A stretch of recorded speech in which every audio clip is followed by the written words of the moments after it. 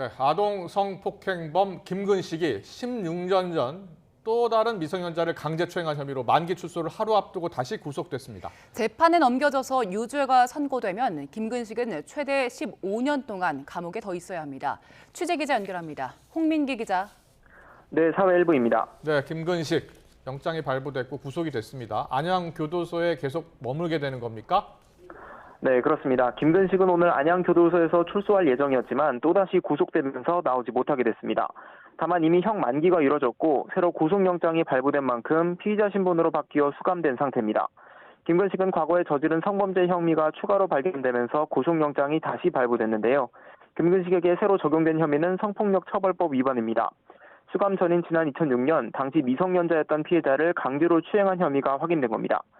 김근식의 과거 성범죄 사실을 언론 매체 등을 통해 접한 피해자가 재작년 12월 경찰에 연락해 김근식으로부터 과거 강제추행을 당했다고 신고한 것으로 알려졌는데요. 앞서 어제 법원은 1시간 동안 김근식에 대한 신문을 거친 뒤 검찰이 청구한 구속영장을 발부했습니다.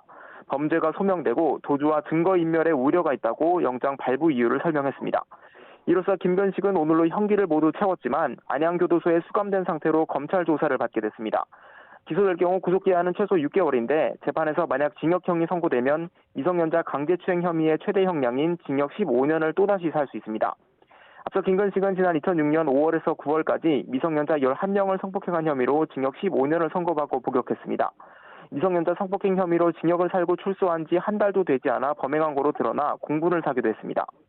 법무부가 출소 뒤 김근식의 거주지를 경기 의정부에 있는 갱생시설로 정하자 의정부시가 도로를 폐쇄해 김근식의 진입을 막겠다며 강하게 반발하기도 했습니다.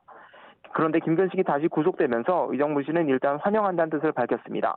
하지만 김근식의 1심 선고와 형 집행 이후 얼마든 다시 불거질 수 있는 문제인 만큼 시간을 다소 늦춘 것에 불과하다는 지적도 제기됩니다. 지금까지 사회일부에서 전해드렸습니다.